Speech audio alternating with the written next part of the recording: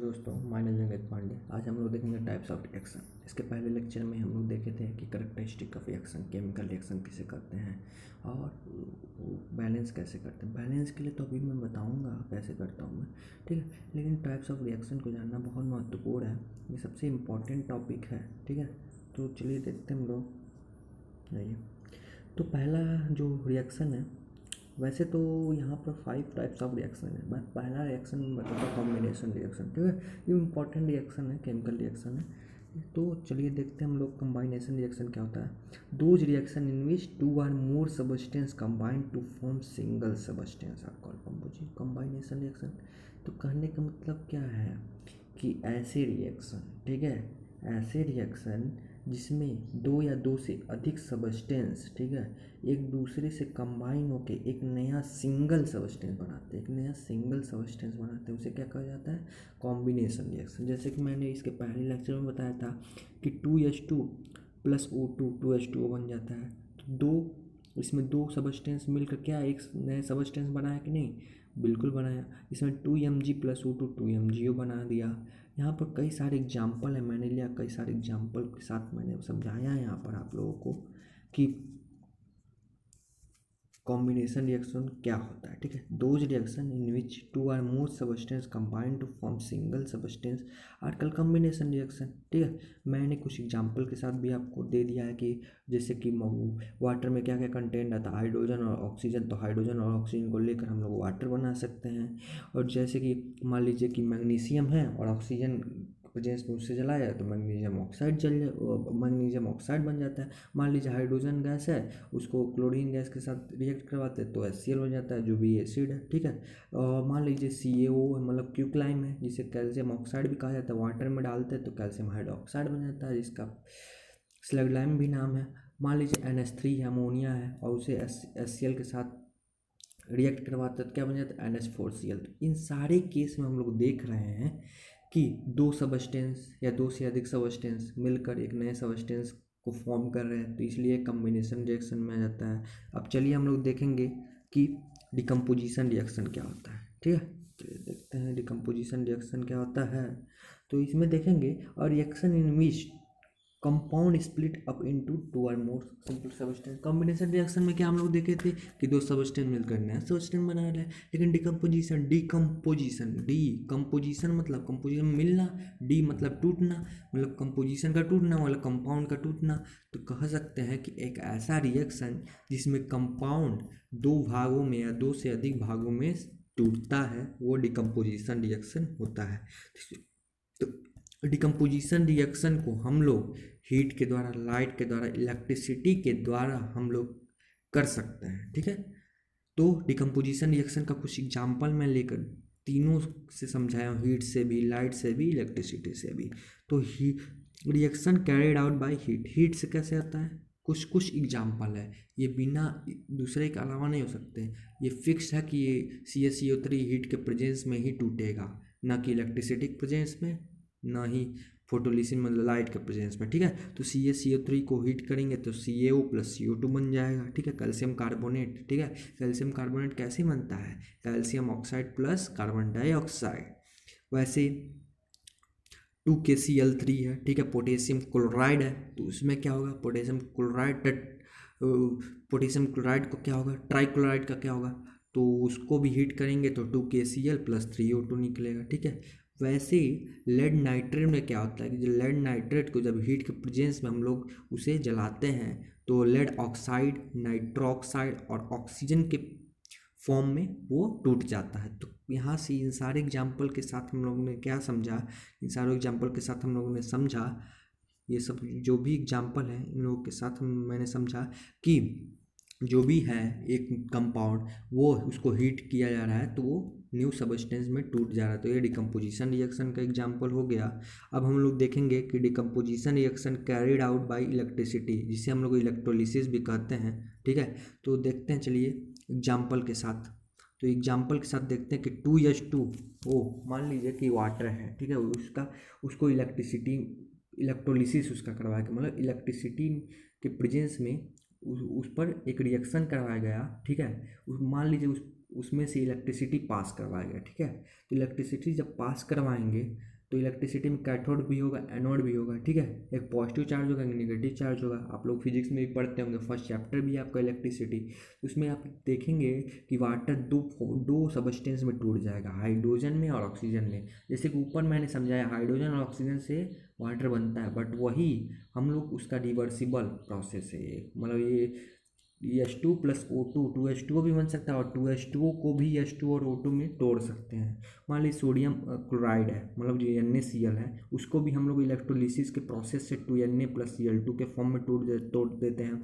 और जैसे कि Al2O3 है, मतलब एल्युमिनियम ऑक्साइड जो है उसको हम एल्युमिनियम अलग कर सकते हैं, ऑक्सीजन भी अलग कर सकते हैं। तो ये एग्जाम्पल हुआ इलेक्ट्रोलिसिस का, ठीक है। चलिए हम लोग देखते हैं कि decomposition reaction carried out by light, तो उसे हम लोग फोटोलिसिस भी कहते हैं, ठीक है।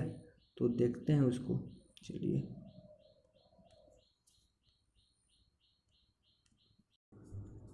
हाँ, तो चलिए देखते हैं decomposition reaction carried out by light called photolysis. तो कहने का मतलब क्या है कि लाइट के प्रेजेंस में कैसे डिकम्पोजिशन रिएक्शन होता है, और इस प्रोसेस को हम लोग फोटोलिसिस प्रोसेस के नाम से भी जानते हैं, ठीक है। तो मैंने एग्जाम्पल के साथ समझाया है कि AgCl, ठीक है, 2AgCl हम लोग लिए हैं लाइट के प्रेजेंस में। अगर उस पर रिएक्शन करवा रहे हैं लाइट से पास करवा रहे हैं उसको, तो वो किस में टूट जा रहा है, 2Ag में प्लस Cl2 में। वैसे ही AgBr है, ठीक है। तो सिल्वर ब्रोमाइड जो है, ठीक है, तो लाइट के प्रेजेंस से उसको भी करेंगे, जब उस पर रिएक्शन करवाएंगे तो वो सिल्वर अलग हो जाएगा और ब्रोमीन अलग हो जाएगा, ठीक है। तो डिकम्पोजिशन रिएक्शन का यूज क्या है, अब हम लोग देखेंगे डिकम्पोजिशन रिएक्शन का यूज क्या है। ये डिकम्पोजिशन रिएक्शन का यूज ऑफ डिकम्पोजिशन रिएक्शन, ठीक है। तो this reaction are use to extract several metal from their natural occurring compound like chloride और ऑक्साइड्स, ठीक है। क्लोराइड हो गए, ऑक्साइड्स हो गए, तो उसको निकालने के लिए अर्थ से निकालने के लिए हम लोग डिकम्पोजिशन रिएक्शन का यूज करते हैं। वहाँ उस प्रोसेस में ज़रूरत पड़ता है। जैसे आप कार्बन कंपाउंड पढ़ेंगे जब 4th चैप्टर अपना केमिस्ट्री का, तो उसमें मैं बताऊंगा कि कैसे हम लोग डिकम्पोजिशन रिएक्शन का यूज करते हैं किसी भी मेटल को एक्सट्रैक्ट करने समय, ठीक है। तो डिकम्पोजिशन रिएक्शन का वहाँ यूज होता है। और जैसे कि सोडियम क्लोराइड हम लोग को मिला, ठीक है, उसमें से सोडियम निकालना हो, तो इसके पहले एग्जांपल में मैंने बताया कि सोडियम मेटल है, ठीक है। तो सोडियम क्लोराइड अगर निकालना हो तो डिकम्पोजिशन रिएक्शन का ही यूज करते थे इलेक्ट्रोलिसिस प्रोसेस के थ्रू, ठीक है। तो इलेक्ट्रोलिसिस प्रोसेस के थ्रू अगर सोडियम मेटल को निकाल लेते हो, डिकम्पोजिशन रिएक्शन ही हुआ कि नहीं हुआ, बिल्कुल हुआ। तो ये डिकम्पोजिशन रिएक्शन में आ जाएगा, ठीक है। अब हम लोग देखेंगे use of decomposition reaction in our body में क्या यूज है इसका, ठीक है। तो बॉडी में क्या यूज है, चलिए देखते हैं कि digestion of food is example of decomposition reaction because starch present in our food is decompose in glucose and protein and last decompose into amino acid. तो कहने का मतलब क्या है कि मैंने वो रेस्पिरेशन प्रोसेस बताया था, वहाँ पर यही सब चीज़ें होती थी और कुछ नहीं होता है। लेकिन यहाँ पर मैं डाइजेशन से भी कुछ रिलेट किया है मैं, कि डिकम्पोजिशन रिएक्शन हमारे बॉडी में कैसे यूजफुल है। तो digestion of food is an example of decomposition reaction, मतलब फूड का डाइजेस्ट होना वो भी एक एग्जांपल है डिकम्पोजिशन रिएक्शन। अब आप लोग सोच रहे होंगे कि digestion of food example of decomposition reaction, ये कैसे। डिकम्पोजिशन रिएक्शन तो टूटता है, उसमें एक कंपाउंड टूटता है, लेकिन डाइजेशन में कैसा चीज़। तो हमारे जो फूड है, जब हम लोग चीज़ें खाते हैं उसमें कुछ मात्रा में स्टार्च होते हैं, ठीक है। वो स्टार्च टूट जाते हैं ग्लूकोज में और प्रोटीन में, और लास्ट में यही ग्लूकोज और प्रोटीन किस में चेंज हुआ, अमीनो एसिड में चेंज होता है। तो यहाँ पर क्या हुआ, यहाँ पर ये हुआ कि एक स्टार्च था कंपाउंड, मान लीजिए ग्लूकोज में चेंज हुआ, ग्लूकोज प्रोटीन में चेंज, प्रोटीन एमिनो एसिड में टूट गया। तो यहाँ पर टूटने का मामला है, तो टूटने का मामला है तो मतलब डिकम्पोजिशन रिएक्शन हुआ। अब चलिए हम लोग देखते हैं डिस्प्लेसमेंट रिएक्शन क्या होता है। तो डिस्प्लेसमेंट रिएक्शन में लिखा है और reaction in which one element takes place of another element in a compound. तो कहने का मतलब क्या है कि एक कंपाउंड है मान लीजिए, और उससे एक मेटल या नॉन मेटल के साथ रिएक्ट करवा रहे हैं, ठीक है। तो जो पहला कंपाउंड होगा उसमें जो मेटल होगा या नॉन मेटल होगा, उस दूसरा वाला उसकी जगह ले लेगा और उसको भगा देगा। तो यहाँ पर दो चीज़ें ज़रूरत पड़ती हैं, reactivity series, more reactive, less reactive. तो इसको मैं ऐसे समझाना चाहूँगा कि मान लीजिए एक मोटा तगड़ा आदमी है, ठीक है, और मान लीजिए एक पतला आदमी है, ठीक है। तो दोनों, ये पतले आदमी के पास एक रोटी है, ठीक है, और दोनों को भूख लगा है, ठीक है। तो मोटा तगड़ा आदमी पतले वाले से छीन लेगा कि नहीं रोटी? बिल्कुल छीन लेगा। तो वैसे जस्ट लाइक केमिस्ट्री में हम लोग रिएक्टिविटी सीरीज पढ़ते हैं, तो इसमें कुछ एलिमेंट, ठीक है, कुछ एलिमेंट मोर रिएक्टिव ज़्यादा ताकतवर होता है, कुछ एलिमेंट लेस रिएक्टिव होते हैं, मतलब कम ताकतवर होते हैं। तो इस डिस्प्लेसमेंट रिएक्शन में डबल डिस्प्लेसमेंट रिएक्शन, इसके अगले वाले रिएक्शन में हम लोग देखेंगे कि इन दोनों का ज़रूरत पड़ता ही पड़ता है, मोर रिएक्टिव एलिमेंट का और लेस रिएक्टिव एलिमेंट का, ठीक है। तो चलिए हम लोग देखते हैं कि डिस्प्लेसमेंट रिएक्शन है क्या। कि कहने का मतलब डिस्प्लेसमेंट रिएक्शन एक ऐसा रिएक्शन है, ठीक है, जिसमें एक एलिमेंट दूसरे कंपाउंड एलिमेंट को डिस्प्लेस करता है। तो कहने वाला कब डिस्प्लेस करेगा? अगर वो मोर रिएक्टिव एलिमेंट होगा तभी उसके कंपाउंड में से, उसके कंपाउंड मतलब जो कंपाउंड जिसके साथ रिएक्ट कर रहा है उसमें लेस रिएक्टिव एलिमेंट है और वो मोर रिएक्टिव एलिमेंट के साथ वो रिएक्ट हो रहा है, तो क्या हो जाएगा? वो चेंज हो जाएगा, ठीक है। तो कॉपर सल्फेट एग्जाम्पल के साथ हम लोग लिए हैं कॉपर सल्फेट को, ठीक है, कॉपर सल्फेट ये एग्जाम्पल, ये वाला कॉपर सल्फेट जिंक का, ठीक है। मैं इसके बाद में रिएक्टिविटी सीरीज पे भी एक लेक्चर लूँगा, लेकिन अभी आप लोग बस इतना समझिए जितना मैं समझा रहा हूँ, ठीक है। तो CuSO4 है, जब उसे Zn के साथ रिएक्ट करवाया गया तो वो क्या बन गया? ZnSO4 प्लस Cu बन गया, ठीक है। तो और उसके दूसरा एग्जांपल क्या है? CuSO4 Mg के साथ रिएक्ट करवाया गया तो MgSO4 प्लस Cu। तो कहने का मतलब क्या है कि कॉपर जिंक से भी और मैग्नीशियम से भी कम ताकतवर है, इसीलिए ना वो उसका जगह ले लिया। मतलब क्या है? Cu क्या है? कॉपर क्या है? लेस रिएक्टिव है, ठीक है। Cu क्या है? लेस रिएक्टिव है। जिंक उससे क्या है? मोर रिएक्टिव, इसलिए उसको डिस्प्लेस कर दिया, ठीक है। और ये सारी एग्जांपल हैं, मैं ज़्यादातर एग्जांपल करके मैं समझाया हूँ आप लोगों को, हालांकि मैं सोचता हूँ यही कि आप लोग को ये ज़रूर आ जाए, ठीक है। तो अब चल रही है डबल डिस्प्लेसमेंट रिएक्शन को हम लोग देखते हैं। तो ये डबल डिस्प्लेसमेंट रिएक्शन थोड़ा ऊपर है, चलिए आ गए हम लोग डबल डिस्प्लेसमेंट रिएक्शन पे, ठीक है। तो डबल डिस्प्लेसमेंट रिएक्शन ये रहा, डबल डिस्प्लेसमेंट रिएक्शन। अब हम लोग डबल डिस्प्लेसमेंट रिएक्शन को कैसे डिफाइन करेंगे तो देखते हैं। Double displacement reaction, those reaction in which two compound react by exchange of ion to form two new compound. तो कहने मतलब क्या है? इसमें एक्सचेंज ऑफ आयन होता है। आयन क्या है? आयन क्या है? Charge particle. क्या है? Charge particle. आप फिजिक्स में भी पढ़ते होंगे, आयन क्या है? चार्ज पार्टिकल है, ठीक है। तो इसमें एक्सचेंज ऑफ चार्ज पार्टिकल होता है, मतलब प्लस चार्ज इस पर होगा और माइनस चार्ज होगा, वो एक दूसरे से एक्सचेंज होंगे, ठीक है। जैसे एग्जांपल, और इसमें प्रिसिपिटेट फॉर्म होता है, एक्सेप्शन है कुछ नीचे मैंने लिखा है एक्सेप्शन, उसके अलावा सारे में एक्सचेंज ऑफ आयन के समय क्या होता है?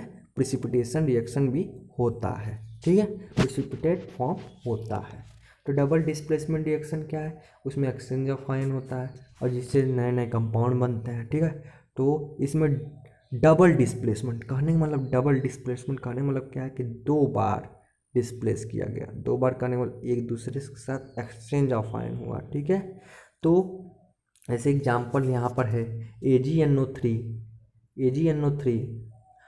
प्लस NaCl, ठीक है, AgNO3 प्लस NaCl, ये वाला AgNO3 प्लस NaCl किए तो AgCl प्लस NaNO3। तो कहने का मतलब क्या है कि Ag पर कौन सा चार्ज आएगा? Ag पे पॉजिटिव चार्ज आएगा, ठीक है। NO3 पे कौन सा चार्ज आएगा? NO3 पे -2 आएगा, Ag पर +2 आएगा, ठीक है। तो यहाँ पॉजिटिव चार्ज हो गया, यहाँ निगेटिव चार्ज हो गया, ठीक है। और Na पे कौन सा चार्ज आएगा? Na पे प्लस चार्ज आएगा। और Cl पे कौन सा चार्ज आएगा? Cl पे निगेटिव चार्ज आएगा। तो इसका दूसरे वाले का निगेटिव पहले वाले के पॉजिटिव से जुड़ जाएगा और दूसरे वाले का पॉजिटिव पहले वाले के निगेटिव से जुड़ जाएगा, तो वो दो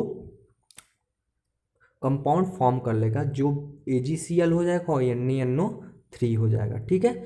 और दूसरा एग्जांपल मैंने लिया BaCl2 प्लस Na2SO4, तो क्या बना लिया? BaSO4 मतलब BaCl2 में Ba पॉजिटिव 2 हो जाएगा, Cl2 निगेटिव 2 हो जाएगा। और इसमें क्या BaSO4 Na2SO4 में क्या Na2 -2 निगेटिव हो जाएगा और SO4 निगेटिव, Na पे पॉजिटिव 2, सल्फेट पे SO4 पे निगेटिव 2। तो कहने का मतलब क्या है कि BaSO4 के साथ रिएक्ट कर जाएगा और Na2Cl के साथ 2NaCl बना लेगा। अब क्या नाम है, AgCl वाइट प्रिसिपिटेट, मतलब प्रिसिपिटेट इसमें फॉर्म होता ही होता है, ठीक है। तो प्रिसिपिटेट रिएक्शन थोड़ा देख ले। इसके पहले लेक्चर में मैंने बताया था कि थोड़ा प्रिसिपिटेट रिएक्शन यहाँ पर भी ज़रूरत पड़ता है टाइप्स ऑफ रिएक्शन में, वो यही ज़रूरत पड़ता है, ठीक है।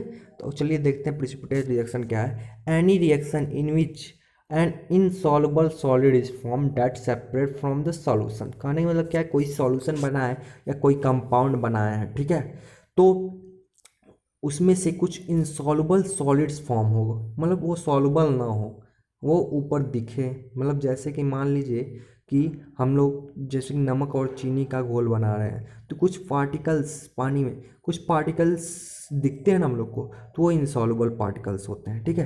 तो वैसे ही just like that precipitate reaction भी है जिसमें इनसॉल्युबल सॉलिड्स फॉर्म हो जाते हैं जब सॉल्यूशन को फॉर्म किया जाता है।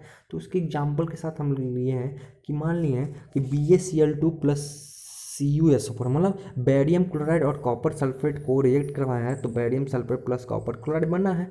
तो वहाँ पर BaSO4 में क्या हुआ है, वाइट प्रिसिपिटेट है। मतलब BaSO4 एक इनसॉल्युबल सॉलिड है जो वाइट प्रिसिपिटेट वाइट कलर में रहेगा। वैसे ही कॉपर सल्फेट मतलब CuSO4 जब हाइड्रोजन सल्फाइड के साथ रिएक्ट करवाया जाए तो कॉपर सल्फाइड बना है और सल्फ्यूरिक एसिड बन गया है, तो कॉपर सल्फाइड ब्लैक प्रिसिपिटेट हो गया, मतलब ब्लैक कलर का प्रिसिपिटेट हो गया।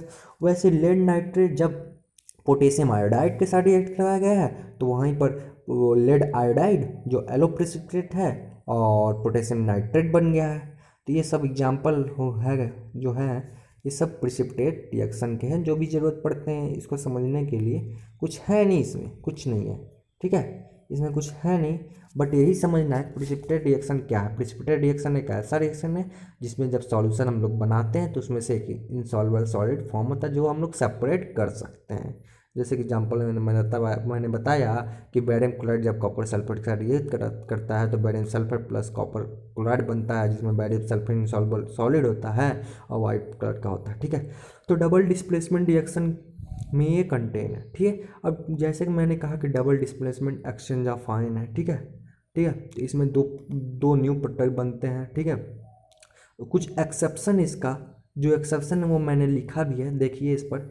Exception in double displacement reaction two compound NaOH and HCl react by an exchange of ion to form new compound NaCl and H2O। कहने का मतलब क्या है कि डबल डिस्प्लेसमेंट रिएक्शन में मान लीजिए दो ही कंपाउंड ऐसे हैं जो सोडियम हाइड्राइड है और क्या है, हाइड्रोक्लोरिक एसिड है, जो एक्सचेंज ऑफ आयन करके एक दूसरे से एक्सचेंज ऑफ आयन करके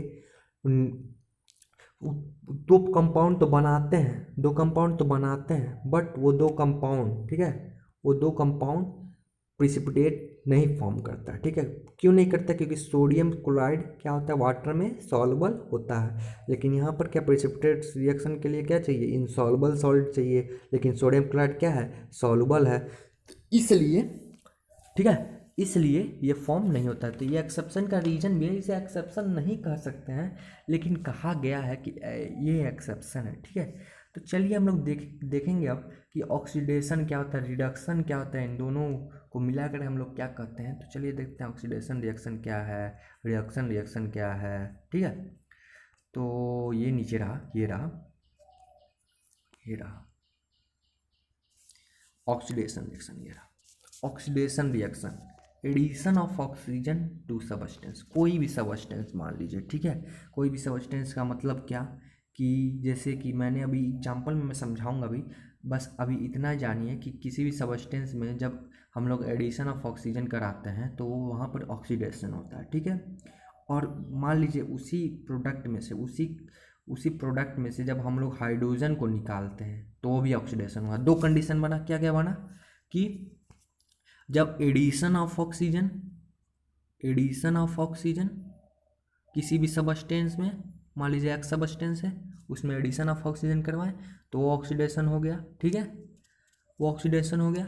और कोई भी सबस्टेंस है, मान लीजिए ये एक सबस्टेंस है जिसका नाम अभी मैं एग्जाम्पल के साथ समझाऊंगा, लेकिन अभी वैसे ही समझिए, उसमें से H2O को घटा दिए, मतलब H2O को हटा दिए तो क्या बनेगा, वो भी ऑक्सीडेशन प्रोसेस ही कहलाएगा। तो ऑक्सीडेशन प्रोसेस में दो कंडीशन बनते हैं, addition of oxygen to substance called oxidation, removal of hydrogen from substance is called oxidation, ठीक है। दोनों कंडीशन है, जस्ट लाइक उल्टा उसका, ठीक है, जस्ट अपोजिट दैट कि रिडक्शन प्रोसेस है, ठीक है, रिडक्शन प्रोसेस।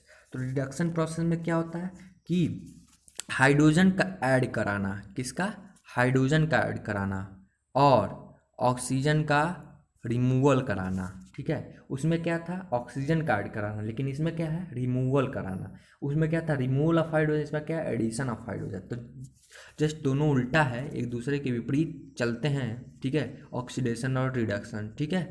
तो यहाँ पर लिखा भी गया, it is clear that from the एबो definition of process reduction is just opposite to oxidation, मतलब विपरीत है, एक दूसरे के विपरीत है।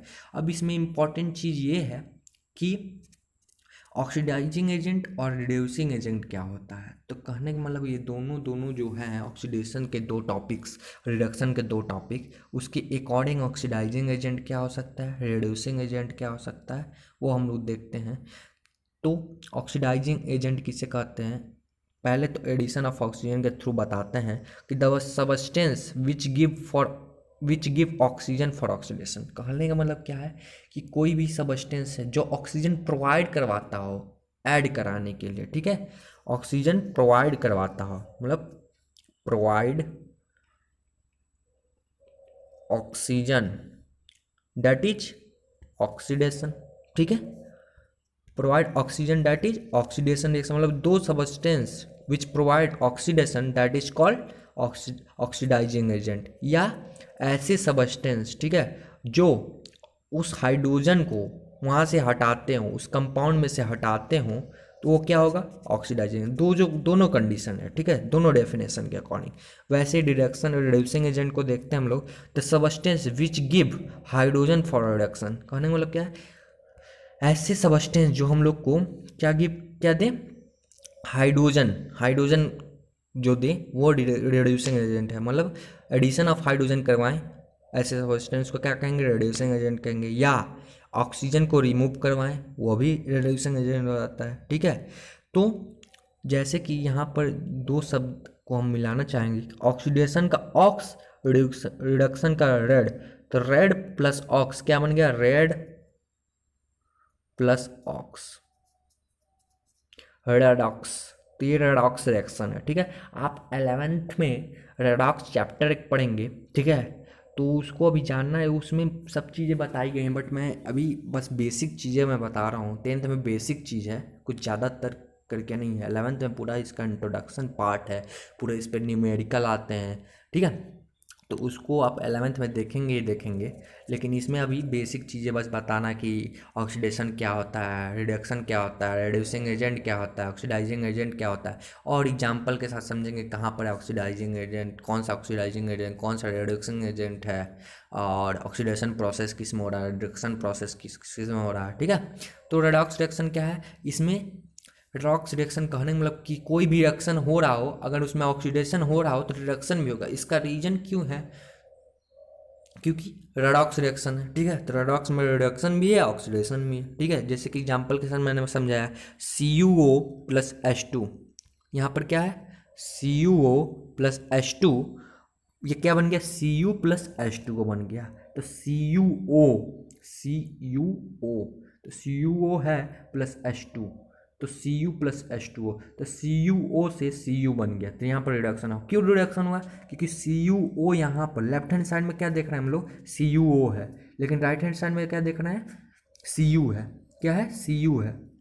तो यहाँ से ऑक्सीजन का रिमूव हो गया, ऑक्सीजन रिमूव हो गया जहाँ पर, तो वहाँ पर क्या होगा, रिडक्शन होगा, तो यहाँ पर रिडक्शन हो गया, ठीक है। यहीं से आया ना आपका यहीं से आया है कि removal of oxygen is called reduction, removal of oxygen is called reduction.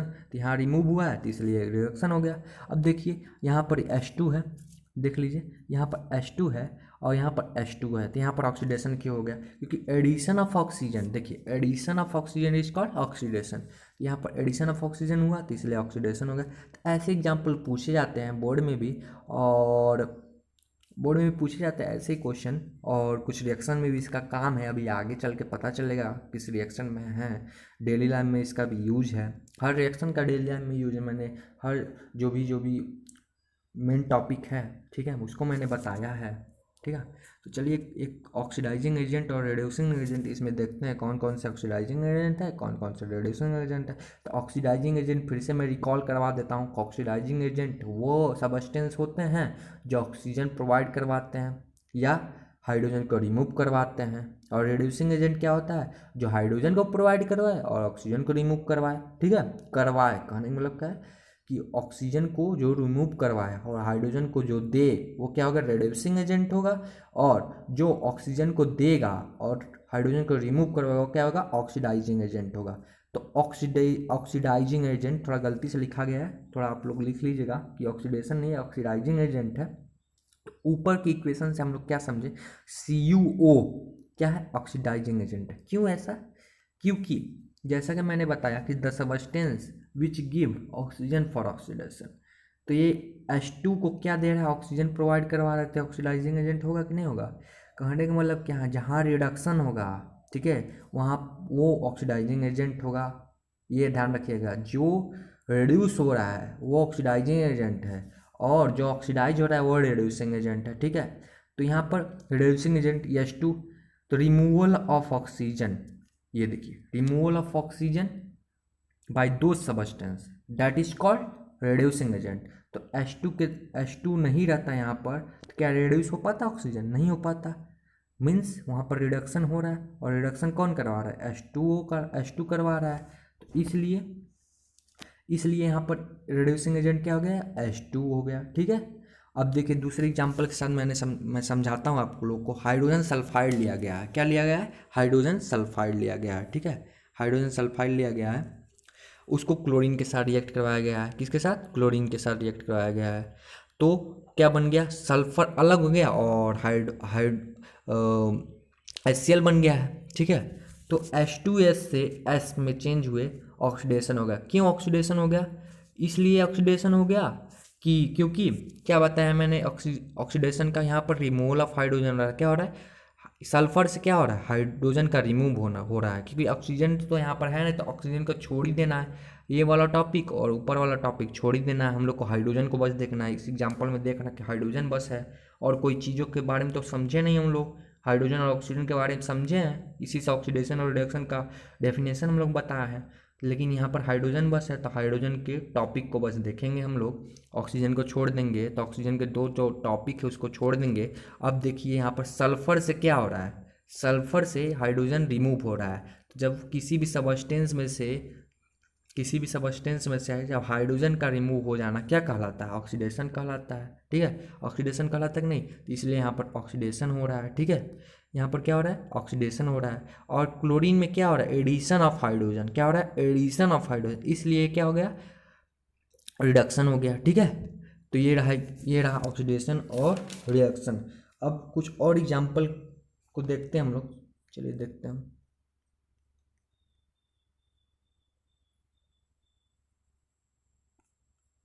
नीचे रह गया,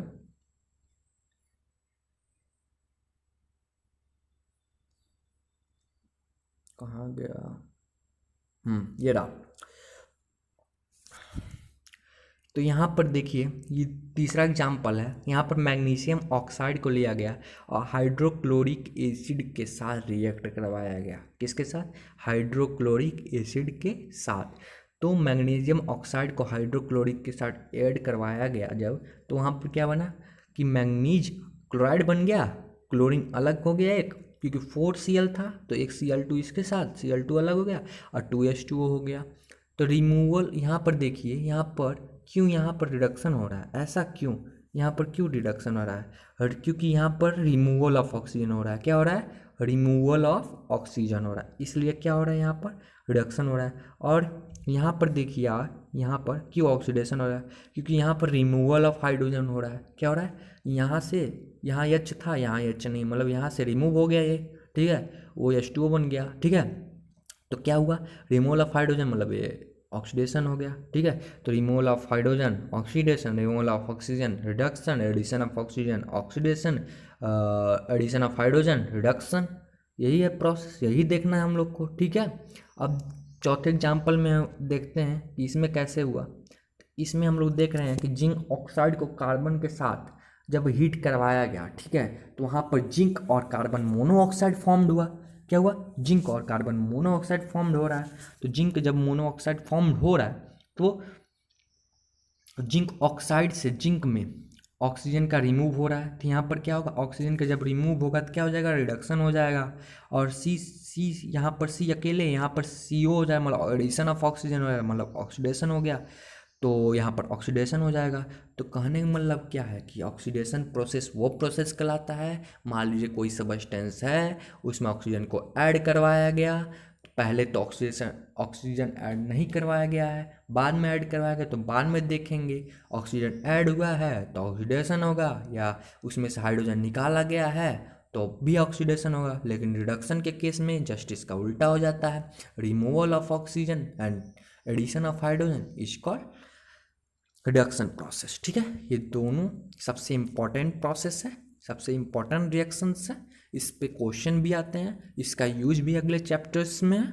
चलिए effects of oxidation reaction in everyday life देखते हैं।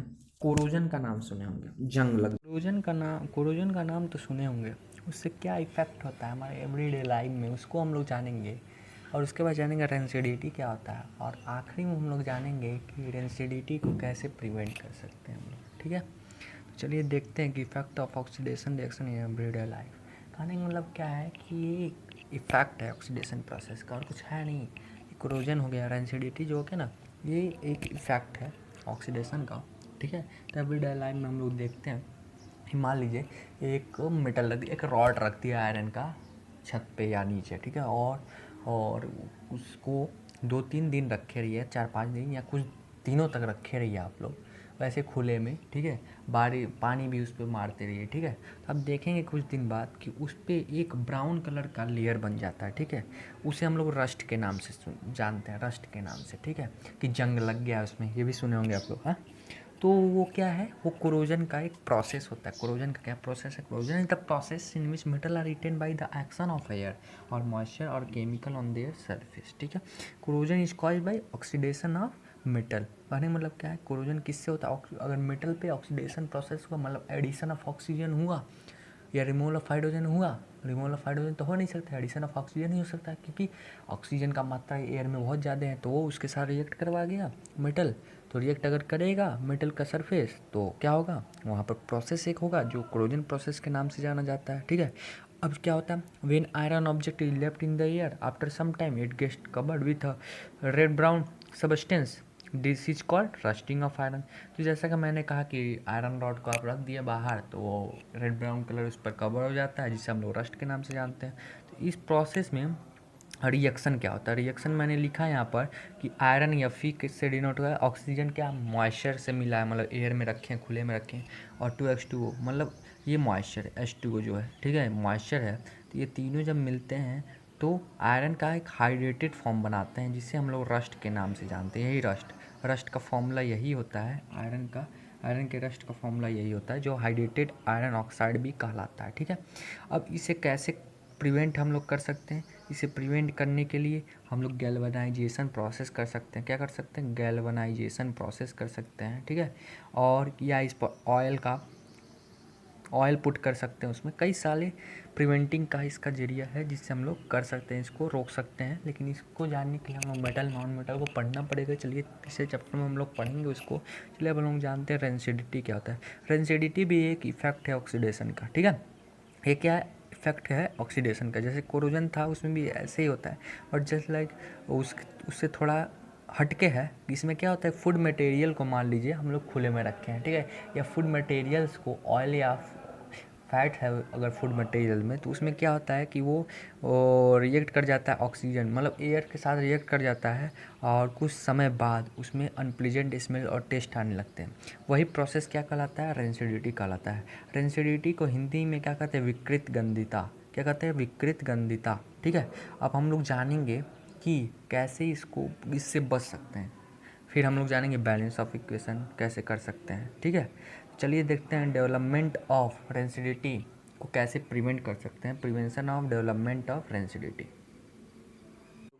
चलिए हम लोग देखते हैं कि कैसे रेंसिडिटी को प्रिवेंट कर सकते हैं, रेंसिडिटी से कैसे बच सकते हैं। रेंसिडिटी को मैंने बता दिया था, अब किस प्रिवेंशन क्या है इसका। ठीक है, प्रिवेंशन क्या है, कैसे इसको कैसे हम लोग प्रिवेंट कर सकते हैं कोई भी सब्सटेंस को इससे होने से। ठीक है, तो मान लीजिए कि हम लोग कोई भी ऑयल्स फूड बना रहे हैं। ठीक है, तो मान लीजिए कि हम लोग खुले में रख दिए उसको। ठीक है, वहाँ पर ऑक्सीजन का प्रेजेंस होगा, बिल्कुल होगा, तो उसके साथ रिएक्ट कर सकता है वो, बिल्कुल कर सकता है।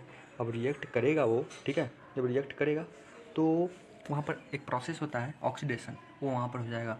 अब by which due to that process here rancidity process also taken as that. ठीक है, तो इसीलिए ये होता है। ठीक है, तो हम लोग क्या प्रिवेंशन कर सकते हैं इसके लिए? तो इसका प्रिवेंशन पहला है कि हम लोग एंटीऑक्सीडेंट को यूज करें सब्सटेंस में।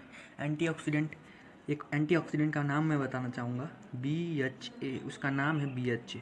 उसका फुल फॉर्म होता है ब्यूटिलेटेड हाइड्रोक्सी एनिसोल। ठीक है, BHA। इसका हम लोग कोई भी सब्सटेंस में यूज कर सकते हैं ऑक्सीडेशन प्रोसेस से बचाने के लिए। ठीक है, due to which oxidation process के ही थ्रू रेंसिडिटी होता है, और रेंसिडिटी अगर हो जाए तो वहाँ से अनप्लीजेंट स्मेल एंड टेस्ट निकलने लगता है। ठीक है, और हम लोग क्या कर लें कि लाइट के प्रेजेंस में उसको स्टोर ना करें। ठीक है, एयर टाइट कंटेनर में रखें उसको, क्योंकि रेंसिडिटिफिकेशन जो है, जो रेंसिडिटी प्रोसेस है, उसको हम लोग उससे कम कर सकते हैं।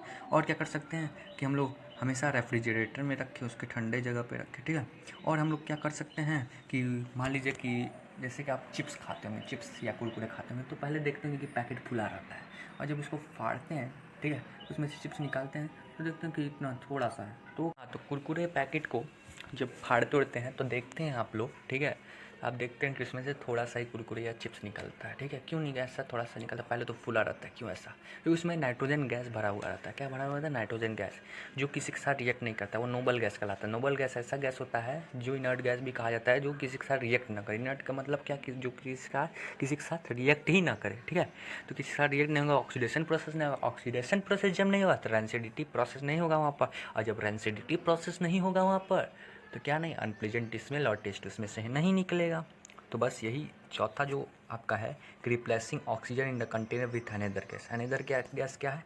Nitrogen gas. क्या है? Nitrogen gas, nitrogen gas. ठीक है, तो ये है नाइट्रोजन गैस।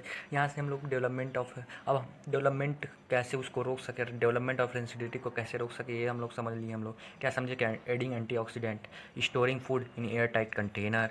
फिर उसके बाद क्या समझे? कि रेफ्रिजरेटिंग फूड, मतलब फूड को फ्रीज में रखिए। ठीक है, कि due to which there is a slow process of rancidification. Okay, और उसके बाद क्या क्या है कि अनदर गैस के साथ उसको रिप्लेस करवाना। ठीक है, तो ये सब चीज़ें जाने। अब हम लोग जाने, चलिए हम लोग देखते हैं कुछ दो एग्जाम्पल हैं हमारे सामने। पहला एग्जाम्पल क्या है?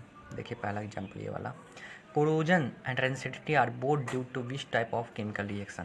तो कोरोजन इसके पहले मैंने बताया, रेंसिडिटी पहले, और रेंसिडिटी किसके द्वारा होता है? ऑक्सीडेशन प्रोसेस के थ्रू होता है। और कोरोजन के बारे में मैंने बताया कि ऑक्सीजन के साथ मेटल रिएक्ट कर जाता है तो वहाँ पर कोरोजन हो जाता है। तो ये दोनों चीज़ें किस किस प्रोसेस के थ्रू होते हैं? ऑक्सीडेशन। तो ऑक्सीडेशन प्रोसेस के थ्रू होते हैं। तो यहाँ पर देखिए ऑप्शन कौन सा है? Option C is correct. Option C क्या हो जाएगा? करेक्ट हो जाएगा। चलिए दूसरे एग्जाम्पल की तरफ हम लोग चलते हैं। इसमें मैं सॉल्यूशन भी लिखा हूँ, बहुत अच्छी तरीके से सॉल्यूशन लिखा हूँ। यहाँ पर दिया है कि which of the following is not method of preventing corrosion of metal. Metal को किस प्रकार हम लोग कोरोजन से बचा सकते हैं। अब वैसे तो पढ़ना है मेटल नॉन मेटल में इसको, लेकिन तब भी हम यहीं पर देख लेते हैं कि गैल्वेनाइजेशन एक प्रोसेस होता है जिस पर एक जिंक का प्लेट चढ़ा दिया जाता है, ठीक है, किसी भी मेटल पे। ठीक है, समझने का मतलब ये। अब दूसरा प्रोसेस एक्सपोजर टू मॉइस्चर, इससे हम लोग नहीं कर सकते। ठीक है, तो यही ऑप्शन हम लोग का क्या हो जाएगा? करेक्ट ऑप्शन हो जाएगा। ठीक है, ये ऑप्शन करेक्ट हो जाएगा। क्यों? सॉल्यूशन में मैंने लिखा है option B is correct, exposure to moisture will increase corrosion of metal, then then prevent it, hence it is not method of preventing corrosion. मतलब कहने का मतलब क्या है कि मॉइस्चर के थ्रू ही कोरोजन होता है, तो जिसके थ्रू होता है तो क्या उसको वो ठीक कर सकता है? क्या नहीं कर सकता है। तो यही प्रोसेस, यही एक्सपोजर ऑफ मॉइस्चर के थ्रू नहीं हो सकता है प्रिवेंट, और ये जो तीनों हैं इससे हो सकते हैं। ये तीनों के बारे में डिटेलिंग में हम लोग मेटल एंड नॉन मेटल के चैप्टर में पढ़ेंगे, जो तीसरा चैप्टर है आपकी केमिस्ट्री में। अब मैं बताना चाहूँगा कि बैलेंस कैसे करते हैं किसी भी केमिकल रिएक्शन को। चलिए देखते हैं केमिकल रिएक्शन कैसे बैलेंस करते हैं। इसमें क्या लिखा है? Balance chemical equation. हम लोग जानेंगे कैसे किसी भी इक्वेशन को बैलेंस करते हैं, क्योंकि ये किसी भी रिएक्शन में रेडॉक्स रिएक्शन आप 11th में पढ़ेंगे या रेडॉक्स रिएक्शन देखेंगे, तो उसमें बैलेंसिंग बहुत आना चाहिए। बिना बैलेंसिंग के आपको रेडॉक्स रिएक्शन बैलेंस कर ही नहीं पाएंगे। तो उसको जानने के लिए बैलेंस केमिकल इक्वेशन को जानना बहुत महत्वपूर्ण है। तो जैसा कि मैंने लिखा है, in the reaction Mg + O2 is equal to MgO, the number of atom of each element on either side of arrow is not equal. यहाँ पर देख रहे होंगे कि इस तरफ Mg एक है, इस तरफ Mg एक है, ठीक है, ये तो बैलेंस है। बट इस तरफ O2 2 है और यहाँ पर O एक ही है, ठीक है। तो हम लोग क्या करेंगे ऐसा कि दोनों तरफ, मतलब कहने का मतलब क्या है कि दोनों तरफ number of atom of each element, मतलब प्रत्येक एलिमेंट के एटम का नंबर, मतलब 1 इधर भी है वो एटम, मान लीजिए मैग्नीशियम 1 इधर है तो इधर भी 1 होना चाहिए, एकदम है। लेकिन ऑक्सीजन यहाँ पर 2 है, देखिए O2 लिखा है ना, 2 ऑक्सीजन के एटम है, तो ऑक्सीजन यहाँ पर 2 नहीं है। तो इसको मैं बैलेंस कैसे करूँगा? पहले 2 MgO कर ले रहा हूँ, ठीक है, 2 MgO, क्योंकि जब भी मल्टीप्लाई बैलेंस इक्वेशन में करते हैं तो जो कंपाउंड होता है उसके पहले ही लिखते हैं, ठीक है, पहले ही लिखते हैं, क्योंकि ये रूल है, ठीक है। तो पहले लिख देंगे, ठीक है। अब देखेंगे कि यहाँ पर तो 2 Mg हो गया, ऑक्सीजन तो बैलेंस हो गया दोनों तरफ। अब देखें फंसे कि अब मैग्नीशियम बैलेंस था तो ऑक्सीजन नहीं बैलेंस था, ऑक्सीजन को बैलेंस कराया तो मैग्नीशियम नहीं बैलेंस हो रहा है। तो हम लोग क्या कर देंगे, इधर भी दूसरी तरफ, मतलब प्रोडक्ट साइड में भी हम लोग मल्टीप्लाई, रिएक्टेंट साइड में भी हम लोग मल्टीप्लाई कर सकते हैं। तो 2 Mg कर देंगे तो दोनों तरफ 2 Mg हो गया, दोनों तरफ 2 ऑक्सीजन हो गया तो बैलेंस हो गया। मतलब क्या हो जाएगा हम लोग का इक्वेशन, 2 Mg + O2 = 2 MgO, ठीक है, दोनों तरफ ये बैलेंस हो गया, ठीक है। अब चलते हैं अगले एग्जाम्पल पे, आप लोग को समझाना चाहेंगे। जैसे मैं एक एग्जाम्पल के साथ मैं ऐसे समझाना चाहूँगा। मान लीजिए H2 है, ठीक है, मान लीजिए H2 है, ठीक है, प्लस O2 है, क्या है, O2 है, क्या बनाता है, H2O बनाता है, ठीक है, मान लीजिए बन गया, ठीक है, H2 + O2 H2O बन गया।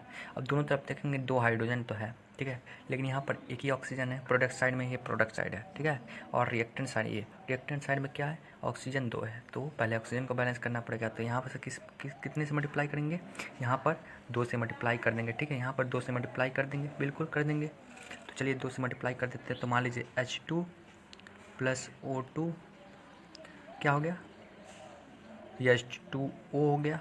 तो रिएक्टेंट साइड में ऑक्सीजन के आइटम 2 है, लेकिन प्रोडक्ट साइड में एक ही है, तो यहाँ 2 से मल्टीप्लाई कर देंगे, ठीक है, ये तो हो गया। अब हाइड्रोजन बैलेंस नहीं हो पा रहा है, यहाँ पर 2, प्रोडक्ट साइड में 4 है, 2 × 4 हो जाएगा, ये 2 × 4 हो जाएगा, 4 हाइड्रोजन के एटम हो जाएंगे। लेकिन यहाँ इधर रिएक्टेंट साइड में हाइड्रोजन के 2 ही एटम है, तो इसमें भी 2 से मल्टीप्लाई कर देते तो दोनों तरफ बैलेंस हो गया।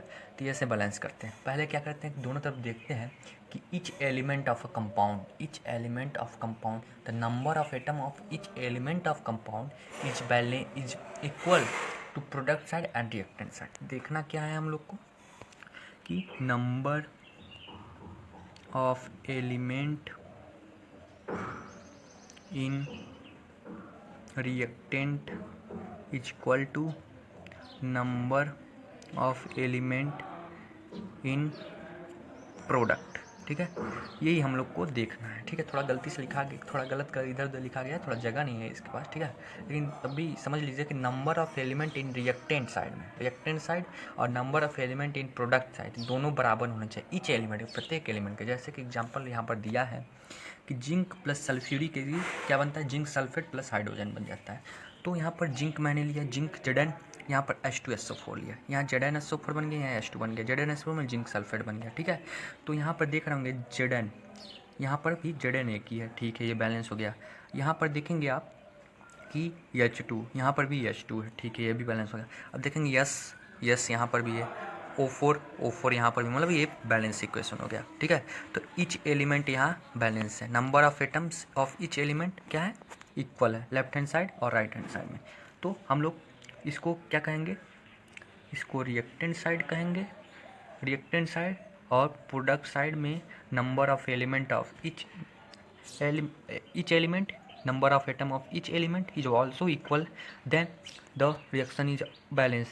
If there no balance, then it is, then in which, कुछ मैं और एग्जांपल इसके साथ बताना चाहूँगा। चलिए देखते हैं हम लोग। अब चलिए इस एग्जांपल को हम लोग देखते हैं, ठीक है। इस एग्जांपल में क्या है कि आयरन जो है H2O के साथ रिएक्ट किया है, फेरिक टेट्रा ऑक्साइड बनाया है और हाइड्रोजन गैसेस बन गया, ठीक है। तो यहाँ पर Fe इस साइड में 1 है, इस साइड में 3 है, तो पहले इसको 3 से मल्टीप्लाई कर देंगे, ठीक है। 3Fe हो जाएगा। अब देखिए हाइड्रोजन यहाँ पर 2 है इस साइड में और यहाँ पर 2 है, चलिए बैलेंस हो गया, ठीक है।